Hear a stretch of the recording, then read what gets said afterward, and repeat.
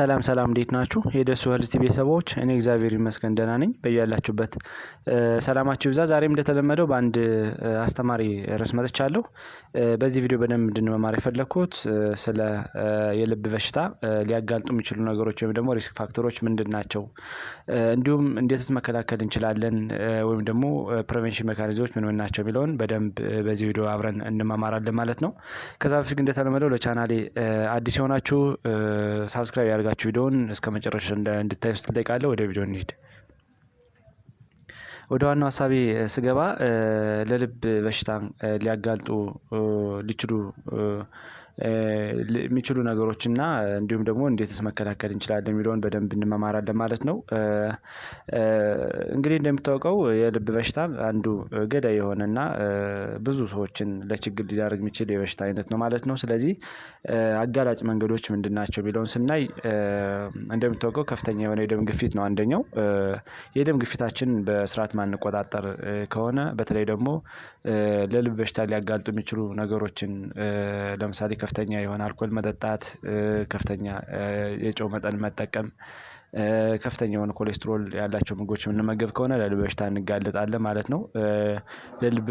ለግፊት ስንጋለጥ ደግሞ ግፊት እንደሚታወቀው የደም ስሮችን በመጉዳትና የልብ ማስሎችን ወይም ደግሞ የልብ ጡንቻዎችን በመጉዳት ይታወቃል ማለት ነው። ስለዚህ ለልብ በሽታ ልንጋለጥ እንችላለን ማለት ነው። ስለዚህ ቀድመንም በመከላከል እንዲሁም ደግሞ መድኃኒት የሚወስዱ ሰዎች ደግሞ መድኃኒታቸውን በስርዓት መውሰድ አለባቸው ማለት ነው። በተለይ ደግሞ ሬጉላር ኤክሰርሳይዝ ማድረግም የልብ ሴሎቻችን ጠንካራ እንዲሆኑና አጠቃላይ የደም ስሮች የመለጠጥ አቅማቸው እንዲጨምር ማድረግ እንችላለን ማለት ነው። ስለዚህ እንደምታውቀው ይሄ ግፊት ከፍተኛ የሆነ ግፊት ሳይለንት ኪለር እየተባለ ይጠራል። ምንም አይነት ምልክት ሳያሳይ ለልብ በሽታ ወይም ደግሞ ሃርት አታክ ለሚባለው ሊያጋልጠን ይችላል ማለት። ስለዚህ የደም ግፊታችን ኮንትሮል ማድረግ አለብን። በተለይ ደግሞ ላይፍ ስታይላችን በመቀየር ቅድም ያልናቸውን እንዲሁም ደግሞ መድኃኒት የሚወስዱ ሰዎች ደግሞ መድኃኒታቸውን በትክክል መውሰድ አለባቸው ማለት ነው። ሁለተኛው በተለይ ደግሞ ከፍተኛ የሆነ ኮሌስትሮል ያላቸው ምግቦች መጠቀም፣ በተለይ ደግሞ ጠቃሚ ያሉ ኮሌስትሮል ያላቸው ምግቦችን አዘውትረን የምንጠቀም ከሆነ ለልብ በሽታ የመጋለጥ አቅማችን ይጨምራል ማለት ነው። በተለይ ደግሞ እነዚህ ከእንስሳት ሊገኙ የሚችሉ ከፍተኛ የሆኑ የቅባት አይነቶችን ስንጠቀም እንደምታውቀው ደም ስሮችንና የልብ ጡንቻዎችን ዳሜጅ ሊያደርጉ ስለሚችሉና እንዲሁም ደግሞ መጥፎ የሆነ ኮሌስትሮል እንደ ኤልዲኤል ወይም ደግሞ ሎው ዴንሲቲ ሊፒድ እና ትራይግሊሰራይድ ለምንጠራቸው መጠናቸው ስለሚጨምር አጠቃላይ ልማም ደም ስሮች ላይ እንዲፈጠር ያደርጋል ማለት ነው። በዛ ሂደት ግፊት እንዲፈጠር ሊደረግ ይችላል። እንዲሁም በስርዓት ደም እንዳይንቀሳቀስ ስለሚያደርግ ለልብ በሽታ ልንጠቃ እንችላለን ማለት ነው። በተለይ ደግሞ ሁሌ አዘውትረን ሬጉላር የሆነ ቼክአፕ በተለይ ደግሞ ሊፒድ ፕሮፋይላችን ብንለካ በጣም አሪፍ ነው ማለት ነው። እንደምታውቀው እንግዲህ የተለያዩ የፋት መቀነሻ ወይም ደግሞ የሊፒድ መቀነሻ መድኃኒቶች አሉ። ሊፒድ ሎወሪንግ ኤጀንት የሚባሉትን በአግባቡ በመጠቀም መቀነስ ይቻላል። እንዲሁም ደግሞ ሬጉላር ኤክሰርሳይዝ ማድረግ፣ አሁን ያልናቸው ምግቦች መቀነስ አለብን ማለት ነው። ስለዚህ ይሄኛው አንዱ አጋላጭ መንገድ ነው። ሶስተኛው የስኳር በሽታ ነው።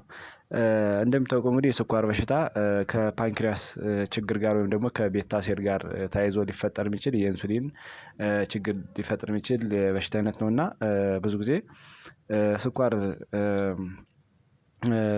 በሽታ እንግዲህ እንደምታውቀው የተለያዩ ችግሮችን ሊያስከትል ይችላል ማለት ነው በጊዜ ሂደት። ስለዚህ በተለይ ደግሞ ደም ውስጥ ያለው የስኳር መጠን በከፍተኛ ደረጃ ከጨመረ ብዙ ስራዎችን ሊያስተዋግሉ ስለሚችል ለልብ በሽታ ልንጋለጥ እንችላለን ማለት ነው። ስለዚህ ለስኳር በሽታ እንዳንጠቃ ብዙ ጊዜ ውፍረት አንዱ መንስኤ ስለሆነ እንደገና ደግሞ አልኮል እና ከፍተኛ ቅባት ያላቸው ምግቦች፣ ከፍተኛ የሆነ ስኳር ያላቸው ምግቦች የምንጠቀም ከሆነ ለስኳር በሽታ ሊያጋልጡ ስለሚችሉ እነዚህን ማኔጅ ማድረግ አለብን ማለት ነው። ከዚህ በተጨማሪ መድኃኒት የሚወስዱ ሰዎችም መድኃኒታቸውን በትክክልና በሰዓት መውሰድ አለባቸው ማለት ነው። ምክንያቱም በአንኮንትሮል የሆነ የስኳር በሽታ እንደሚታወቀው ለልብ በሽታ የማምጣት አቅሙ ከፍ ያለ ስለሆነ እሱንም መከላከል አለብን ማለት ነው።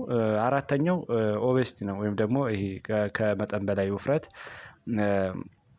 ብዙ ጊዜ እንደሚታወቀው ለስኳር በሽታ፣ ለደም ግፊት፣ ለሀርት አታክ እንዲሁም ደግሞ ከፍተኛ ኦቤሲቲ ወይም ደግሞ የውፍረት ኤልዲኤል እና ትራይግሊሰራይድ እንዲጨምሩ ስለሚያደርግ ኢንዳይሬክትሊ ለበሽታ እንድንጠቃ ያደርጋል ማለት ነው። ስለዚህ ቦዲ ማክስ ኢንዴክሳችን በኖርማል ኢንተርቫል ማድረግ እና ሬጉላር የሆነ ኤክሰርሳይዝ ማድረግ ዌይትን ሊቀንሱ የሚችሉ የምግብ አይነቶችን በመመገብ ማስተካከል እንችላለን ማለት ነው። ስለዚህ ውፍረትም አንዱ ለልብ በሽታ ከሚያጋልጡ ነገሮች አንዱ ነው ማለት ነው።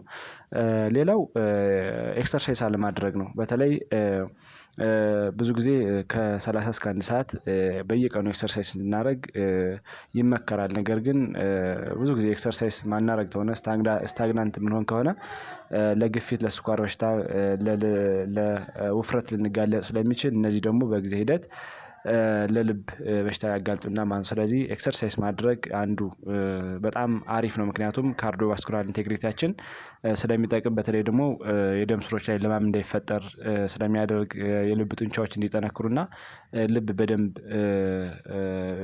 ብለድን ፐምፕ እንድታደርግ የደም ፍሎ እንዲጨምር ስለሚደረግ ኤክሰርሳይዝ ማድረግ በጣም አስፈላጊ ነው ማለት ነው። ስድስተኛ ከመጠን በላይ አልኮል መጠጣት ነው። በተለይ አልኮል ስንጠጣ ብዙ ጊዜ የደም ግፊታችን ከፍ እንዲል ያደርጋል።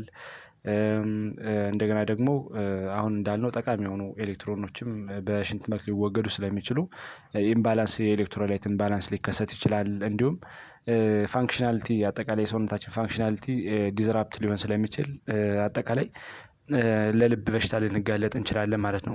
እንደሚታወቀው እንግዲህ ካሊብሬሽን ያላቸው መጠጦች ለሴት 1 ለወንድ 2 ይመከራል በየቀኑ። ከዛ በላይ የምንጠቀም ከሆነ ግን አብዝተን እንደተጠቀምን ስለሚቆጠር ለልብ በሽታ ልንጋለጥ እንችላለን ማለት ነው።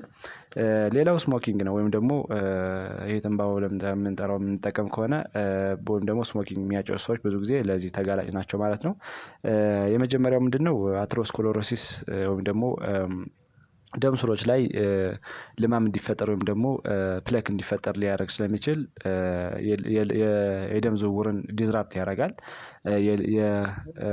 የደም ስሮች ወይም ደግሞ የደም አጠቃላይ የልብ ጡንቻዎች እንዲጎዱ ያደርጋል ማለት ነው። በዛ ሂደት እንግዲህ የደም ስሮች ሲጎዱ፣ በተለይ ደግሞ ኢላስቲሲቲያቸውን ሲያጡ ለልብ በሽታ የመጋለጥ አቅማችን ከፍ ይላል ማለት ነው። ሌላው ደግሞ ስሞኪንግ እንግዲህ እንደምታውቀው ኒኮቲን የሚባል ኬሚካል አለው። ይህ ኬሚካል የደም ግፊት እንዲጨምር ያደርጋል ማለት ነው። ስለዚህ የደም ግፊት ጨመረ ማለት ደግሞ ለልብ ኬዝ ከሚያጋልጡ ነገሮች ውስጥ አንዱ ነው ማለት ነው። ስለዚህ ማጨስን ማቆም በጣም አሪፍ ነው ማለት ነው። ከዚህ በተጨማሪ 8ኛው ጄኔቲክስ ነው። ወይም ደግሞ ፋሚሊ ሂስትሪ አንዱ ምክንያት ይሆናል። በተለይ ደግሞ ይሄ ፋሚሊ ሂስትሪ ነን ሞዲፋይድ የሆነ ሪስክ ፋክተር ነው እንደሚታወቀው። ስለዚህ በጄኔቲክስ ወይም ደግሞ እናቱ፣ አባቱ ወይም ደግሞ አንሴስተሩ የሆነ ችግር ካለበት አንድ ሰው ለልብ በሽታ የመጋለጥ አቅሙ ከፍ ይላል ማለት ነው። 9ኛው እድሜ ነው። እድሜ እንደሚታወቀው እንግዲህ እድሜያችን የሰዎች እድሜያቸው እየገፋ ሲሄድ፣ በተለይ ደግሞ ከ60 ዓመት በላይ ሲሆኑ የደም ስር አጠቃላይ ኢላስቲሲቲያቸው ወይም ደግሞ ሃርድ ሊሆን ስለሚችል እንዲሁም ደግሞ ፍሌክሲቢሊቲያቸውን ሊያጡ ስለሚችሉ ለልብ በሽታ የመጠቃት አቅማቸው ከፍ ይላል ማለት ነው። አጠቃላይ ለካርዲዮቫስኩላር ኢንቴግሪቲ የመጠቃት አቅም ከፍ ይላል ማለት ነው። እየጨመረ ሲሄድ፣ በተለይ ደግሞ የብለድ ቬዝሎች ስቲፍነሳቸው እየጨመረ ይሄዳል። ፍሌክሲቢሊቲያቸው እየቀነሰ ስለሚሄድ ለዚህ ሊጠቁ ይችላሉ ማለት ነው። እንዲሁም አጠቃላይ የሀርት ማስል ችግር ይፈጥርባቸዋል ማለት ነው። በዛ ሂደት ለዚህ መጋለጥ አቅማቸው ለልብ በሽታ ከፍ ይላል ማለት ነው። 10ኛ ሪከረንት ቶንሲል የሚታመም ሰው እንዲሁም ደግሞ ጥርስ ታሞ አንድ ሰው በስርዓት ማኔጅ ማይደረግ ከሆነ፣ ቶንሲል ታሞ በስርዓት ማኔጅ ማይደረግ ከሆነ አጠቃላይ ቶንሲሎ ፋረንጃይተስ ችግር ያለበት ሰው፣ ኢንፌክሽን ያለበት ሰው በዚህ ሊጠቃ ይችላል ማለት ነው። ምክንያቱም እንደሚታወቀው እንግዲህ ቶንሲል ሪከረንትሊ የሚጠቃ ሰው በስርዓት ማኔጅ ማይደረግ ከሆነ፣ በስርዓት ማይታከም ከሆነ ለልብ በሽታ የመጋለጥ አቅሙ በጣም ከፍ ይላል ማለት ነው። 11ኛ ስትረስ ነው። ስትረስ በተለይ ደግሞ ስትረስ ሲኖር ብዙ ጊዜ እነዚህ የስትረስ ሆርሞኖች ሲጨምሩ፣ እንደ ኮርቲሶል አይነት ሆርሞኖች ሲጨምሩ የደም ግፊት ይከሰታል፣ ውፍረት ይከሰታል፣ ስኳር በሽታ ይከሰታል። በዛ ሂደት ቀጥተኛ የሆነ የደም ዝውውር እንዳይኖር ያደርጋል ማለት ነው። የደም ዝውውር ደግሞ በትክክለኛ ፍሎው ካላደረገ ለልብ በሽታ የመጋለጥ አቅማችን ከፍ ይላል ማለት ነው። ከዚህ በተጨማሪ 12ኛው ኳሊቲ ያለው ስሊፕ ማንተኛ ከሆነ በተለይ እንቅልፍ በስርዓት ማናገኝ ከሆነ እንደምታውቀው እንግዲህ አንድ ሰው ከ7 እስከ 8 ሰዓት እንዲተኛ ሪኮመንድድ ይደረጋል። ምክንያቱም ሰውነታችን ሪኢነርጃይዝ እንዲሆንና አጠቃላይ የሴሎችን ጤንነት ለመጠበቅ 8 ሰዓት ከ7 እስከ 8 ሰዓት እንዲተኛ ይፈልጋል ማለት ነው። ነገር ግን በቂ የሆነ እንቅልፍ ማናገኝ ከሆነ ውፍረት እንዲጨምር ምክንያት ይሆናል። እንዲሁም ሌሎች ነገሮች ስትረስ ሊኖር ስለሚችል የደም ግፊትና የልብ የስኳር በሽታ ሊመጣ ይችላል በዛ ሂደት ማለት ነው። ስለዚህ ከፍ ይላል ማለት ነው ለልብ በሽታ የመጋለጥ አቅማችሁ ማለት ነው። ስለዚህ እነዚህ ናቸው እንግዲህ ሊያጋልጡ የሚችሉ። ወደ ፕሪቨንሽኑ ወይም ደግሞ ወደ መከላከያ መንገዱ ስንሄድ እነዚህን ሪቨርስ አድርጎ መናገር ነው። በተለይ ደግሞ የሚያጨስ ሰው ካለ ማጨሱን ማቆም አለበት። ቅድም እንዳልነው ማጨስ የተለያዩ ችግሮች ሊያመጣ ይችላል። በተለይ